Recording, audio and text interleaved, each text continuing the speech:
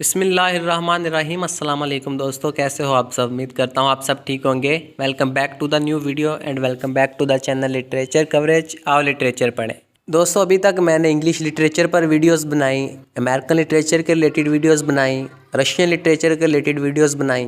तो अब मैंने सोचा कि पाकिस्तानी लिटरेचर को भी हाथ लगाना चाहिए, इसके बारे में कोई वीडियो बनाएं। तो दोस्तों, आज की हमारी वीडियो का टॉपिक पाकिस्तानी लिटरेचर का एक नावल है जिसका नेम है ट्वाइलाइट इन दिल्ली। दोस्तों, इस नावल को एक पाकिस्तानी राइटर अहमद अली ने लिखा था। अहमद अली एक राइटर थे, एक नॉवलिस्ट थे, एक लिटरेरी क्रिटिक थे, एक प्रोफेसर और एक बिजनेसमैन भी थे। वो एक ट्रांसलेटर भी थे और 1988 में अहमद अली ने कुरान मजीद की बाइलिंगुअल ट्रांसलेशन पब्लिश करवाई थी। बाइलिंगुअल मतलब दो ज़बानों में, उर्दू और इंग्लिश लैंग्वेज में। BBC न्यूज़ में भी इन्होंने काम किया था 1942 से 1945 तक, और इंडो पाक सब कॉन्टिनेंट में ये डायरेक्टर थे BBC न्यूज़ के 1942 से 1945 तक। दोस्तों, अहमद अली जुलाई 1, 1910 में दिल्ली में पैदा हुए थे। दिल्ली एक सिटी का नेम है इंडिया में, उर्दू में दिल्ली पढ़ेंगे ना। और जनवरी 14, 1994 में कराची में इनकी डेथ हुई थी, और कराची पाकिस्तान में एक सिटी का नेम है। उन्होंने बहुत सारी शॉर्ट स्टोरीज लिखी, नावल्स लिखे, पोइट्री लिखी, और उनकी जो शॉर्ट स्टोरीज़ हैं वो हिंदू डोमिनेटेड इंडिया में इस्लामिक कल्चर के बारे में बताती हैं, इस्लामिक कल्चर को एग्जामिन करती हैं। 1925 से 1927 तक अहमद अली ने अलीगढ़ मुस्लिम यूनिवर्सिटी में पढ़ाई की थी, और इसके बाद इन्होंने लखनऊ यूनिवर्सिटी में एडमिशन ले लिया, और वहाँ से अहमद अली ने 1930 में BA किया और 1931 में MA किया था। वो एक स्कॉलर और डिप्लोमेट भी थे। दोस्तों, डिप्लोमेट एक ऐसा पर्सन होता है जिसको कोई स्टेट या फिर गवर्नमेंट की कोई ऑर्गेनाइजेशन अपॉइंट करती है ताकि वो डिप्लोमेसी कंडक्ट कर सके दूसरी स्टेट्स के साथ या फिर इंटरनेशनल ऑर्गेनाइजेशंस के साथ। और डिप्लोमेसी का मतलब है स्पोकन और रिटन कम्युनिकेशन, जिसको डिप्लोमेट ही कंडक्ट करता है ताकि इंटरनेशनल लेवल पर अपने कंट्री का, अपनी स्टेट का इन्फ्लुएंस बढ़ा सके। दोस्तों, अहमद अली के कुछ और इम्पोर्टेंट वर्क्स आपको स्क्रीन पर शो हो रहे होंगे, आप स्क्रीनशॉट ले लें इन वर्क्स का। ट्वाइलाइट इन दिल्ली ये अहमद अली का पहला नावल था जो कि इंग्लिश ज़बान में लिखा गया था, और इंग्लिश ज़बान में ही पब्लिश हुआ था 1940 में। बरतानिया में होगार्थ प्रेस ने इस नावल को पब्लिश किया था। इस नावल का पहला एडिशन 1940 में ही आया था, और ये नावल इंग्लिश ज़बान में लिखा गया था। ये आप लोगों ने अपने जहन में रखना है। ये नावल इंडिया में कॉलोनियलिज्म के टाइम पर जो सोशल और पॉलिटिकल और कल्चरल चेंजेस आ रही थी सोसाइटी में, इंडिया में, उनके बारे में बताता है। कॉलोनियलिज्म का मतलब है कॉलोनीज बनाना, और जब अंग्रेज़ आए थे बरसगीर पर, उन्होंने कब्ज़ा कर लिया था, तो तब फिर उन्होंने कॉलोनीज़ बनाई, इलाके को अपने कब्ज़े में ले लिया। अंग्रेज़ बरसगीर पर आकर हुकूमत करने लगे, और फिर उन्होंने अपना कानून बना दिया अंग्रेज़ों ने। दोस्तों, अहमद अली के बारे में मैं आपको एक और बात बता दूं कि ये all India progressive writer association के फाउंडर्स में से एक फाउंडर अहमद अली भी थे, और 1936 में ये एसोसिएशन बनी थी जिसका काम ये था कि उर्दू लिटरेचर को बेहतर से बेहतर बनाया जाए। तो चलिए दोस्तों, ट्वाइलाइट इन दिल्ली ये नावल हम शुरू करते हैं और इसकी समरी समझने की कोशिश करते हैं। दोस्तों, ट्वाइलाइट का मतलब है सेमी डार्कनेस या फिर हाफ लाइट। जब सूरज ग्रूब हो जाता है ना, तो उसके बाद देखें अचानक से रात नहीं हो जाती, कुछ देर रोशनी रहती है ना, बाकी उसको ट्वाइलाइट कहा जाता है। और ट्वाइलाइट का मतलब डिक्लाइन भी है, डाउनफॉल भी है। ट्वाइलाइट इन दिल्ली यानी कि दिल्ली शहर में जो डाउनफॉल हुआ था, दिल्ली शहर में जो जवाल आया था, उसके मुतालिक ये नावल है। दोस्तों, इस नावल की जो सेटिंग ऑफ टाइम है वो है 1910 और उसके बाद का टाइम पीरियड, और सेटिंग ऑफ प्लेस इस नावल की है दिल्ली शहर। और दिल्ली शहर में एक मुस्लिम फैमिली रह रही है, एक हवेली है वहाँ पे। ये सैयद फैमिली है और काफ़ी अमीर फैमिली है ये। इस फैमिली का जो हेड है उसका नेम है मीर निहाल। मीर निहाल का एक और भाई भी था जिसका नेम था जमाल। मीर निहाल और जमाल, इन दोनों के बाप ने इन दोनों के लिए बहुत सारी जायदाद छोड़ी थी, तो काफ़ी पैसे वाले लोग हैं ये। मीर निहाल इस बड़ी हवेली में अपनी बेगम निहाल के साथ रह रहे हैं। मीर निहाल और बेगम निहाल इन दोनों के 5 बच्चे हैं, 3 बेटे और 2 बेटियां। मीर निहाल के जो 2 बड़े बेटे हैं वो गवर्नमेंट सर्वेंट हैं, और जहाँ पे उनकी पोस्टिंग हुई है वहाँ पे वो रहते हैं। और जो छोटा बेटा असगर है जिसकी उम्र तकरीबन 22 साल है, वो मीर निहाल के घर में रहता है। यानी असगर अपने माँ बाप मीर निहाल और बेगम निहाल के साथ रहता है। और जो बड़ी बहन है असगर की और मीर निहाल और बेगम निहाल की बेटी, जिसका नाम है बेगम वहीद, वो भोपाल में अपने बेटी और बेटे के साथ रहती है। वो भी अब एक बेवा औरत है। जो 19 साल की एज में ही बेवा हो गई थी। और जो मीर निहाल का भाई जमाल था ना, उसकी भी डेथ हो गई थी। और उसकी जो बीवी थी बेगम जमाल, वो भी मीर निहाल के घर में रहती है। वो भी बेवा औरत है, एक विडो है। एक बड़ी सारी हवेली है दोस्तों दिल्ली शहर में। दिल्ली शहर को बादशाहों का शहर कहा जाता है, अमीर लोगों का शहर कहा जाता है, शायरों का शहर कहा जाता है और स्टोरी टेलर्स का शहर कहा जाता है, दास्तानें सुनाने वालों का शहर कहा जाता है। 1857 की जो जंग थी वो अंग्रेजों ने जीत ली थी और पूरे सब कॉन्टिनेंट पर, बरसगीर पर कब्जा कर लिया था। मुसलमान और हिंदू इकट्ठे रहा करते थे और अंग्रेजों का दौरे हुकूमत था। और 1857 में फिर अंग्रेज़ों ने जब अपनी हुकूमत शुरू की बरसगीर पर, तो उन्होंने कॉलोनीज बनानी शुरू कर दी, जिसको कॉलोनियलिज्म भी कहा जाता है। और जो टाइम पीरियड अब इस नावल का है, ट्वाइलाइट इन दिल्ली, इस नावल का वो पोस्ट कॉलोनियलिज्म टाइम चल रहा है। यानी अंग्रेज़ अब पूरी तरह से बरसगीर पर हुकूमत कर रहे हैं और उन्होंने कॉलोनीज वगैरह बना ली हैं, सारी चीज़ें अपने कंट्रोल में ले ली हैं, अपने कानून बना दिए हैं। यानी कि पूरा बरसगीर उन्होंने अपने कंट्रोल में कर लिया है, वहाँ पर कब्जा कर लिया है।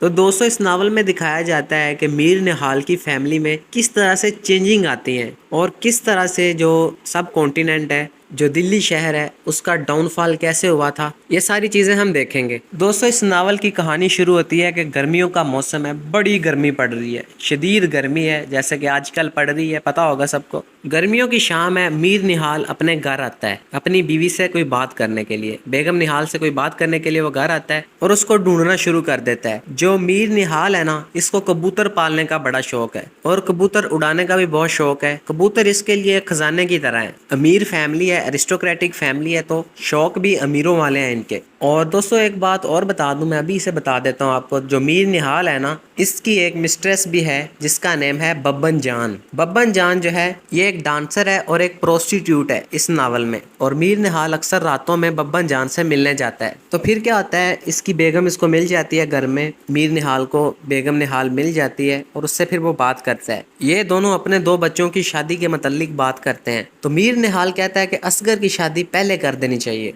असगर के बारे में मैंने आपको बताया है कि मीर निहाल और बेगम निहाल का ये छोटा बेटा है। मीर निहाल जो है वो ओल्ड जनरेशन से बिलोंग करता है। उसका लिबास, उसका रहना सहना बिल्कुल ओल्ड फैशन्ड है, यानी ये अपने कल्चर को फॉलो करता है जो मीर निहाल है, और ये सब कॉन्टिनेंट के कल्चर को फॉलो करता है। लेकिन इसका बेटा जो असगर है वो मॉडर्न जनरेशन से बिलोंग करता है। वो इंग्लिश कल्चर को फॉलो करता है, वो पैंट शर्ट पहनता है, शूज़ पहनता है, English shoes, English pant shirts, और बड़ा फैशनेबल है। असगर अपने दोस्तों के साथ रात के टाइम फिरने जाता है और देर तक फिरता रहता है। इसको पतंग उड़ाने का बड़ा शौक है। और असगर की भी एक मिस्ट्रेस है जिसका नाम है मुश्तरी बाई। मुश्तरी बाई भी एक डांसर है और एक प्रोस्टिट्यूट है, और ये असगर के साथ लव करती है, असगर को पसंद करती है, असगर के साथ मोहब्बत करती है। लेकिन असगर इसके पास सिर्फ फिजिकल प्लेजर के लिए जाता है, इंजॉयमेंट के लिए। और ये मुश्तरी बाई मुख्तलिफ तरीक़ों से असगर को खुश करने की कोशिश करती है और असगर खुश भी होता है। तो अभी ये बातें कर रहे होते हैं मीर निहाल और उसकी बेगम निहाल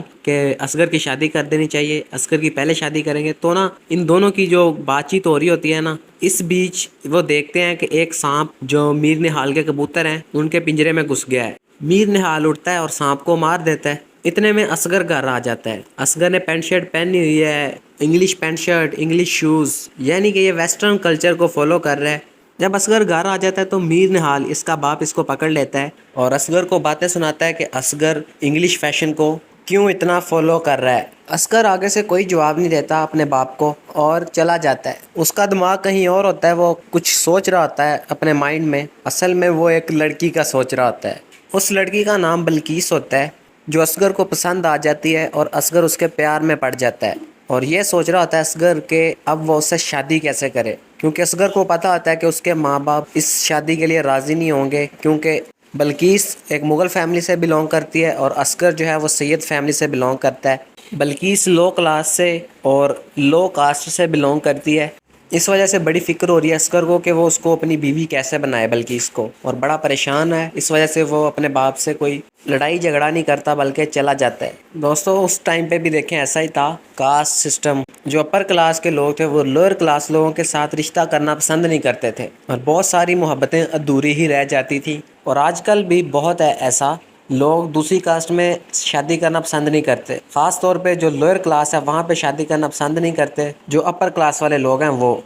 असगर एक प्लान सोचता है, वो अपनी सिस्टर, बड़ी सिस्टर बेगम वहीद को एक पैगाम भेजता है कि उसकी हेल्प करे, वो आके भोपाल से वापस आ जाए दिल्ली और असगर की हेल्प करे ताकि उसका रिश्ता बिल्किस के साथ जुड़ सके, बिल्किस असगर की बीवी बन सके। और जो बेगम वहीद है ये बात पेरेंट्स को बताए और पेरेंट्स को राज़ी करे ताकि असगर की शादी हो सके। असगर के पेरेंट्स को राज़ी करे उसकी बहन।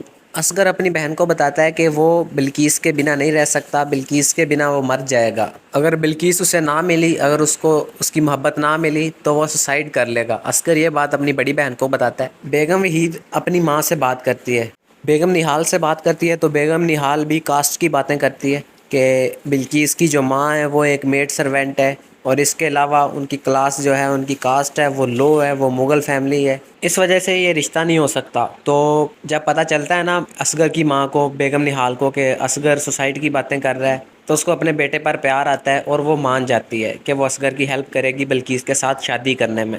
जब बेगम निहाल मीर निहाल से बात करती है, असगर के बाप से बात करती है, तो वो गुस्से से लाल हो जाता है और कहता है कि उसका बेटा असगर फैमिली की रेपुटेशन को ख़राब कर देगा बिल्किस के साथ शादी करके, एक लो फैमिली में एक लो कास्ट वाली लड़की के साथ शादी करके।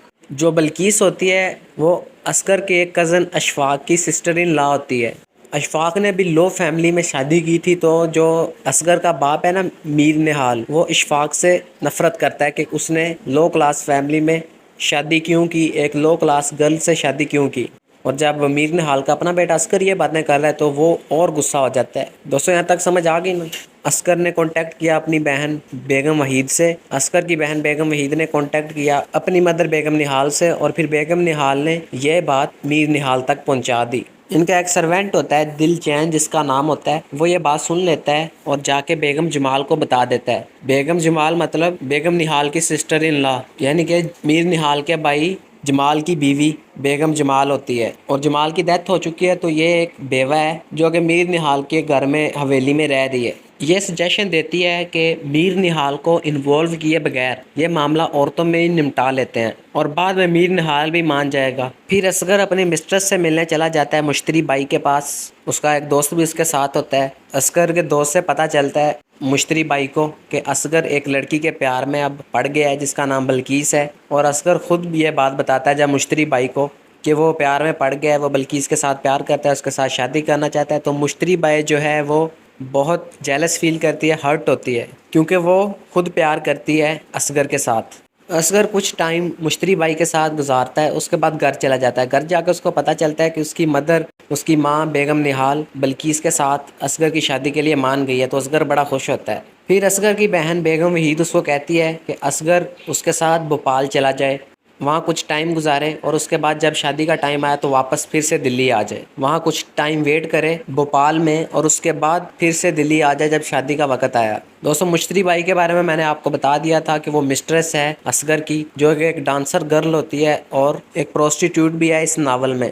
फिर मीर निहाल घर आता है, बहुत शदीद गर्मी पड़ रही होती है। मीर निहाल की जो फैमिली होती है वो बहुत ही बुरी हालत में होती है शदीद गर्मी की वजह से, और कुछ हालत ठीक नहीं होती उसकी फैमिली की, मीर निहाल की फैमिली की, इतनी शदीद गर्मी पड़ रही होती है। मीर निहाल घर आके देखता है कि गर्मी की वजह से उसके कुछ प्यारे प्यारे कबूतर भी मर चुके हैं। ये सीन देख के बड़ा अफसोस होता है उसको, मीर निहाल को, और उसको अचानक से कुछ फील होता है कि कुछ अच्छा नहीं होने वाला। फिर मार्केट से कुछ नए कबूतर ले आता है मीर निहाल, पैसे होते हैं काफ़ी उसके पास, और कुछ देर बाद एक मुलाजम भागा भागा आता है और आके मीर निहाल को बताता है कि उसकी मिस्ट्रेस बब्बन जान जो है वो मर रही है। बब्बन जान के बारे में भी मैंने आपको बताया है कि ये मीर निहाल की मिस्ट्रेस है और ये भी एक डांसर है और एक प्रोस्टिट्यूट गर्ल है। इस नावल में 5 साल से मीर निहाल इसके साथ रिलेशनशिप में है बब्बन जान के साथ। तो मीर निहाल ये बात सुनता है ना जब कि बब्बन जान मर रही है, तो वो भागा भागा जाता है उसके घर और कबूतरों वाला पिंजरा होता है उसको लॉक करना भूल जाता है। बब्बन जान के घर पहुंचता है और पता चलता है कि बब्बन जान थोड़ी देर पहले ही मर चुकी है, बब्बन जान की डेथ हो चुकी है। तो सदमे में चला जाता है मीर निहाल। बब्बन जान की मदर को कुछ पैसे देता है और वापस फिर घर आ जाता है, और जब वापस घर आता है तो आके देखता है कि उसके कबूतरों को बिल्ली खा गई है, एक काली मोटी बिल्ली सारे कबूतर खा गई। तो एक तो मिस्ट्रेस मर गई मीर निहाल की, और ऊपर से उसके जो प्यारे प्यारे कबूतर हैं, उसका जो शौक है, जो इतने सारे कबूतर नए लेके आया था, वो बिल्ली खा गई। तो मीर निहाल को इतना गुस्सा आता है, वो बिल्ली को मार मार के जान से मार देता है। फिर मीर निहाल सोचता है कि ये टाइम आ चुका है कि असगर को ये फ़ैसला खुद करने दिया जाए कि असगर जिसके साथ चाहे शादी करे।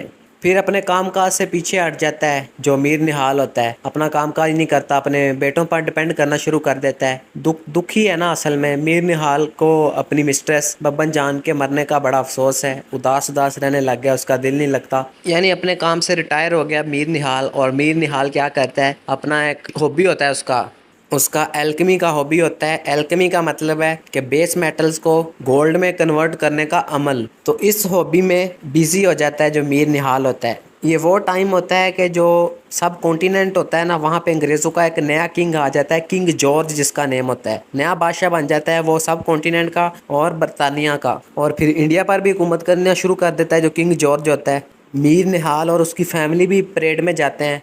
वहाँ परेड में ख्याल आता है मीर निहाल को कि किस तरह से अंग्रेज़ों ने बरसगीर पर कब्ज़ा किया, इंडिया पर कब्ज़ा कर लिया बहुत ही बुरे तरीके से। तो ये ख्याल सोच के मीर निहाल वापस घर आ जाता है। घर आते आते उसको एक मांगने वाला मिलता है। मीर निहाल देखता है कि ये तो इंडिया के जो पुराने बादशाह थे उनकी फैमिली का कोई मेंबर है। उसको कुछ पैसे दे देता है मीर निहाल और घर चला जाता है। और घर जाके अपनी फैमिली में होने वाली चेंजेस के बारे में सोचता है और बरसगीर और दिल्ली में होने वाली चेंजेस के बारे में सोचता है। फिर दोस्तों आखिरकार असगर का प्यार जो है वो जीत जाता है। असगर की फैमिली वाले बल्कीस की मदर के साथ जाके बात करते हैं बल्कीस के रिश्ते के लिए, तो वो लोग मान जाते हैं। फिर बड़ी धूमधाम से शादी होती है। इतने दिनों तक रसूमात चलती हैं शादी की और बहुत इंजॉय करते हैं सब। बड़ी आलीशान शादी होती है। मीर लोग जो होते हैं ना, मीर निहाल की फैमिली वाले जो होते हैं, असगर की फैमिली में से कोई उनका एक मेंबर जो दुल्हन की फैमिली होती है उनके बारे में कमेंट वगैरह करता है, उनकी इंसल्ट करता है लो क्लास होने की वजह से। लेकिन कोई नहीं, कोई इतनी खास परवाह नहीं करता, बाकी सब मानने होते हैं। असगर की माँ भी मान जाती है, असगर का बाप भी मान जाता है असगर की बल्कीस के साथ शादी के लिए। तो चले शादी होगी अब असगर की बल्कीस के साथ। बल्कीस की फैमिली वाले रोते हुए अपनी बेटी को गुड बाय कहते हैं। वो रुखसत जो हो रही होती है घर से और असगर के साथ उसकी शादी हो गई होती है। दोस्तों शादी के बाद, शादी के शुरुआत वाले दिनों में ही असगर और बल्कीस के दरमियान प्रॉब्लम्स शुरू हो जाती हैं, क्योंकि जो बल्कीस होती है वो थोड़ी शर्मीली होती है। असगर उसको टच करता है तो वो थोड़ा नाराज़ हो जाती है, तो असगर को अच्छा नहीं लगता।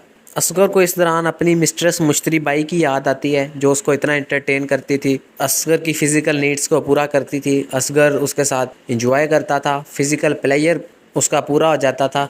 मुश्तरी बाई डांस करके दिखाती थी असगर को खुश करती थी। तो असगर भी यही एक्सपेक्ट करता है बल्कीस से। बल्कीस ये चीज़ें उसको दे नहीं पाती, तो इस वजह से असगर जो है उसका प्यार कम हो जाता है बल्कीस के लिए शादी के बाद। शादी से पहले तो वो नज़में लिखता था, बल्कीस के लिए शायरी लिखता था, शायरी गाता था, रात देर तक जागता था और बल्कीस की एक झलक देखने के लिए बैठा रहता था, इंतज़ार करता रहता था रास्ते में जहाँ से वो गुजरती थी। और बल्कीस भी असगर की फैमिली में आके सेटल नहीं हो पा रही थी। तो शादी के बाद ये मसले खड़े हो गए। वो बल्कीस असगर के फादर को खुश करने की कोशिश करती है उसकी खिदमत करके, लेकिन कोई ख़ास रिजल्ट नहीं निकलता।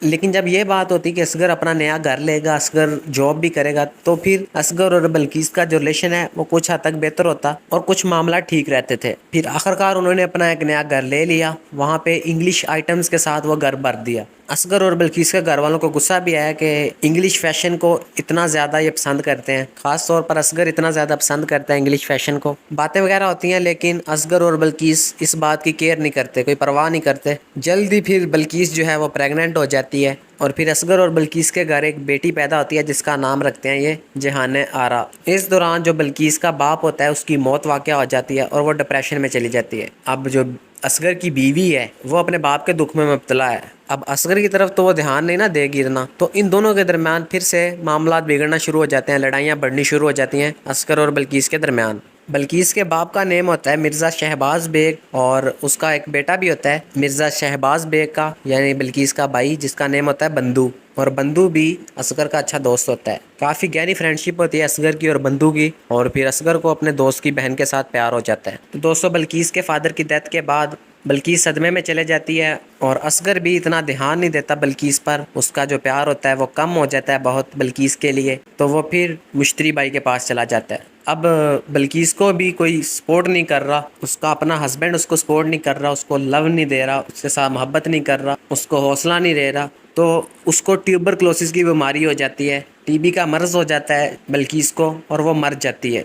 बल्कीस असगर को और अपनी बेटी को छोड़कर इस दुनिया से चली जाती है। फिर बल्कीस की एक छोटी बहन होती है जिसका नाम होता है ज़ोहरा। ज़ोहरा अपनी बहन बल्कीस की बेटी की देखभाल करती है, तो इस दौरान जो असगर होता है उसको ज़ोहरा से प्यार हो जाता है। ज़ोहरा पहले पहले तो इतना ध्यान नहीं देती असगर पर, लेकिन फिर वो भी असगर के प्यार में पड़ जाती है। असगर और ज़ोहरा दोनों के दिल में एक दूसरे के लिए फीलिंग्स, प्यार वाली फीलिंग्स बढ़ जाती हैं। वो अपने रिलेशनशिप को सीक्रेट ही रखते हैं शुरू शुरू में, लेकिन फिर असगर जाके अपने पेरेंट्स से बात करता है कि वो ज़ोहरा से शादी करना चाहता है। उसके पेरेंट्स मान जाते हैं असगर के, लेकिन जो बेगम जमाल होती है वो जाके बिल्कीस की माँ को बताती है कि असगर किस तरह का सलूक किया करता था बिल्कीस के साथ शादी के बाद। तो ज़ोहरा की माँ इनकार कर देती है ज़ोहरा का रिश्ता देने से कि ये शादी नहीं करवाएगी अपनी बेटी की असगर के साथ। फिर कुछ टाइम के बाद जो असगर का बड़ा भाई होता है, मीर निहाल का बड़ा बेटा हबीबुद्दीन, वो घर आ जाता है। उसको ट्यूबरकुलोसिस हो जाता है और वो भी मर जाता है कुछ टाइम के बाद। और मीर निहाल की कंडीशन बहुत बुरी हो जाती है, बहुत सदमे में चला जाता है। वो अपने कंट्री इंडिया की जो बिगड़ती सूरत हाल उसको नोट करके वो और दुखी होता है, मीर निहाल होता है जो। हबीबुद्दीन के जनाजे के बाद फिर असगर को एक लेटर रिसीव होता है ज़ोहरा की तरफ से, जिसमें उसने मेंशन किया होता है, बताया होता है कि वो किसी और से शादी कर रही है, उसकी शादी किसी और के साथ अरेंज कर दी है उसकी मदर ने। अब असगर और ज़ोहरा की शादी नहीं हो सकती, तो असगर का दिल टूट जाता है। तो जो मीर निहाल होता है वो अपने कमरे में चला जाता है, उसको पैरालिसिस हो जाता है। उसकी बीवी होती है जो बेगम निहाल, उसको ब्लाइंडनेस हो जाती है, वो अंधी हो जाती है, उसको दिखाई नहीं देता। जो बेगम जमाल होती है वो ये घर छोड़ के चली जाती है। तो इस वजह से और दुख होता है मीर निहाल को कि उसके भाई की बीवी घर छोड़ के चली गई जो कि बेवा थी। मीर निहाल पड़ा रहता है, सूरज को चढ़ते ग्रूब होते देखता है। और एक दिन एक ग्रूब होता, सूरज देख रहा होता है, मीर निहाल होता है जो। और सूरज के ग्रूब होने के बाद जो थोड़ी थोड़ी रोशनी होती है उसको ट्वाइलाइट कहते हैं। मैंने आपको बताया था, सेमी डार्कनेस या फिर हाफ लाइट। तो सूरज ग्रूब हो जाता है और ये डार्कनेस स्प्रेड होना शुरू हो जाती है, जो कि इस बात की सिंबल है कि दिल्ली इंडिया में भी अब अंधेरा, डार्कनेस फैलनी शुरू हो जाएगी। फिर ऐसे ही एक दिन मीर निहाल भी रात को सोते सोते फौत हो जाता है। इस नावल में जो सांप है उसका कबूतरों को खाना, और जो सूरज है उसका ग्रूब होना, और उसके बाद जो थोड़ी बहुत लाइट होती है